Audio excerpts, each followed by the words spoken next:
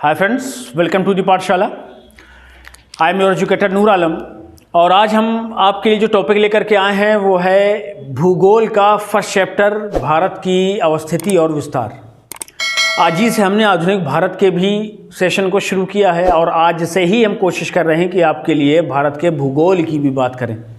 और आज का जो टॉपिक है, आप इसको जब एनालिसिस करेंगे अच्छे से पेपर्स की, तो आप देखेंगे उसमें कि अक्सर जो क्वेश्चंस हैं भूगोल से वो भारत की अवस्थिति और विस्तार से ही मिलते हैं। तो बहुत अच्छे से इसको पढ़ना है और हमारी कोशिश ये रहेगी कि हम आने वाले समय में आपको लगातार वीडियो प्रोवाइड कराते रहें ताकि आपकी तैयारी जो है बिना रुकावट के चलती रहे। तो चलिए शुरू करते हैं, भारत की अवस्थिति और विस्तार। अब जबकि हम भारत की बात कर रहे हैं तो भारत की बात करने से पहले भारत के नामों की बात कर लेते हैं। भारत के नाम क्या हैं? सबसे पहले इंडिया, किसने नाम दिया? अंग्रेज़ों ने। इसके बाद हिंदुस्तान, ये किसने नाम दिया?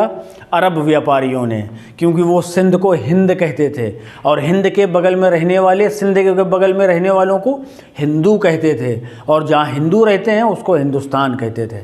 ठीक है।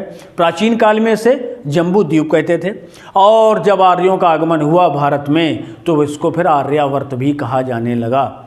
आर्य कहाँ से आए? भूटान से आए। कोई कहता है उत्तरी ध्रुव से आए, बर्फीले इलाकों से। उसमें अलग अलग मत हैं, हम कभी इतिहास का टॉपिक है उसमें बात करेंगे। तो चलिए शुरू कर लेते हैं। भौगोलिक स्थिति क्या है भारत की? जब आप वर्ल्ड ग्लोब देखेंगे तो उसमें आप देखेंगे कि आप वर्ल्ड ग्लोब को 4 चतुर्थांश में बांट सकते हैं। प्रथम, द्वितीय, तृतीय और चतुर्थ। प्रथम, द्वितीय, तृतीय और चतुर्थ। तो हमारी जो अवस्थिति है भारत की वो प्रथम चतुर्थांश यानी उत्तरी पूर्वी गोलार्ध में हमारे भारत की स्थिति है। इस पॉइंट को ध्यान रखिए कि जब प्रश्न आपसे पूछा जाए कि भारत किस गोलार्ध में स्थित है तो भारत उत्तरी पूर्वी गोलार्ध में स्थित है। ठीक है भाई, उत्तरी पूर्वी गोलार्ध में।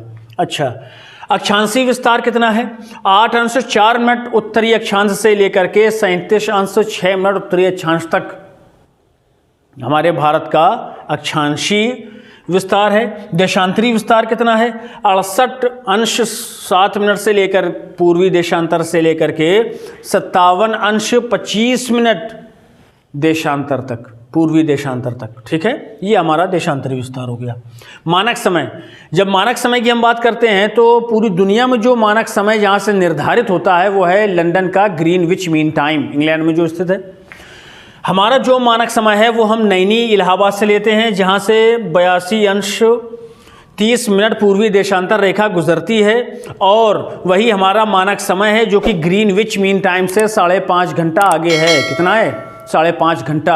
आप वर्ल्ड को देखिए तो पूरे वर्ल्ड को 24 टाइम जोन्स में बांटा गया है। बीच के पॉइंट से अगर आप उधर जाते हैं तो टाइम घटता है, अगर इधर आते हैं तो टाइम बढ़ता है। ये टाइम जोन है, इनकी हम बात करेंगे किसी दिन, सिर्फ टाइम जोन को ही लेकर के। तो इसके अनुसार टाइम जोन के अकॉर्डिंग जो भारत का मानक समय है वो 82 अंश 30 मिनट पूर्वी देशांतर से निर्धारित होता है जो कि इलाहाबाद नैनी इलाहाबाद से गुजरती है और ये जो समय हमारा 5.5 घंटा ग्रीनविच से आगे है। चलिए, भौगोलिक विस्तार, जब हम उत्तर से दक्षिण की बात करते हैं यानी उत्तरतम बिंदु इंद्रकौल से लेकर के दक्षिणतम बिंदु स्थली कन्याकुमारी तक, तो ये जो हमारी लंबाई है ये 3214 किलोमीटर है। कितनी भाई? 3214 किलोमीटर। ठीक है। और जब हम पश्चिम से पूरब की बात करते हैं यानी गोरमोता जो कि गुजरात में है, सबसे पश्चिमी बिंदु और सबसे पूर्वी बिंदु किबिथू तक, तो ये जो दूरी है ये हमारी 2933 किलोमीटर है पूर्व से पश्चिम के लिए। ठीक है, ये हमारा भौगोलिक विस्तार है। स्थलीय सीमा 15,106.7 किलोमीटर है। जलीय सीमा 7,516.6 किलोमीटर है। ठीक है, स्थलीय सीमा कितनी है? 15,106.7 और जलीय 7,516.6 किलोमीटर। क्षेत्रफल कितना है? 32,87,263 किलोमीटर वर्ग किलोमीटर और इसके हिसाब से हम विश्व में 7वें नंबर पे रहें। पहले नंबर पे कौन है बताइए?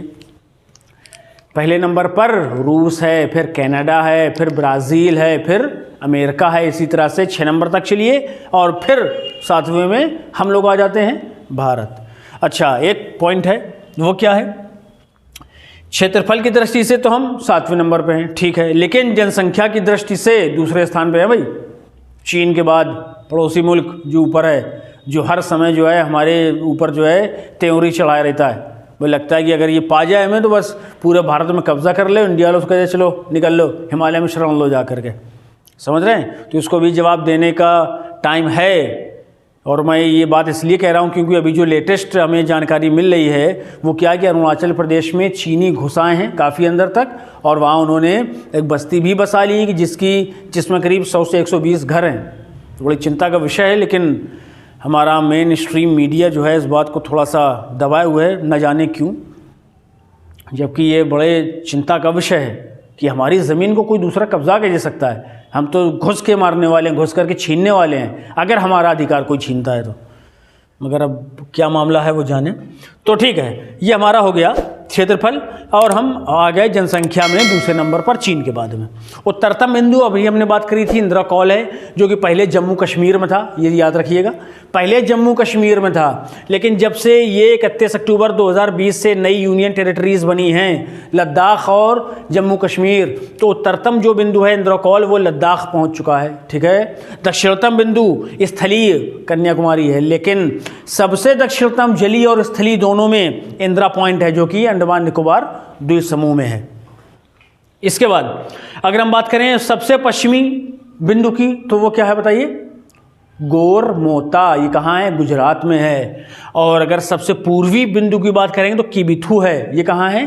अरुणाचल प्रदेश में। ये चारों आपको ध्यान रखने हैं बहुत अच्छे से, क्योंकि ये सवाल आते हैं और हो सकता है यही 4 ऑप्शन दे दे और पूछ ले कि सबसे पूर्वी बिंदु हमारा भारत का कौन सा है बताइए। उसमें आपका इंदिरा कॉल हो, फिर आपका इधर कन्याकुमारी दे दें, यहाँ पर गोरमोता दे दें, तो उसमें ख्याल रखना है कि हमारा किबिथु है। पूर्वी पश्चिमी कौन सा है? गोरमोता। ऊपरी उत्तरी कौन सा है?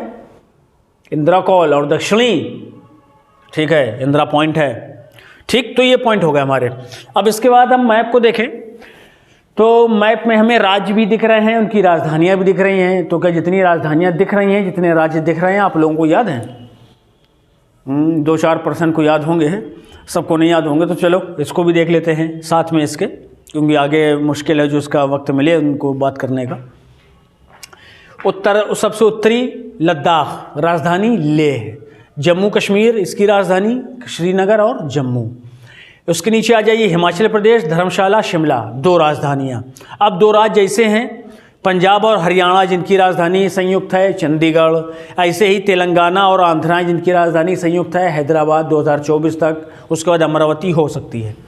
इसके बाद उत्तराखंड की देहरादून, दिल्ली की न्यू दिल्ली, उत्तर प्रदेश की लखनऊ, राजस्थान की जयपुर, गुजरात की गांधीनगर, बिहार की पटना, सिक्किम की गंगटोक, असम की दिसपुर, मेघालय की शिलोंग, अरुणाचल प्रदेश की ईटानगर, नागालैंड की कोहिमा, यहाँ पर मणिपुर इम्फाल, त्रिपुरा की अगरतला, और आपके मिज़ोरम की है आइजॉल, ठीक है। वेस्ट बंगाल की कोलकाता, झारखंड की रांची, ओडिशा की भुवनेश्वर, छत्तीसगढ़ की रायपुर, और महाराष्ट्र की बात करें तो मुंबई भी और साथ में नागपुर भी।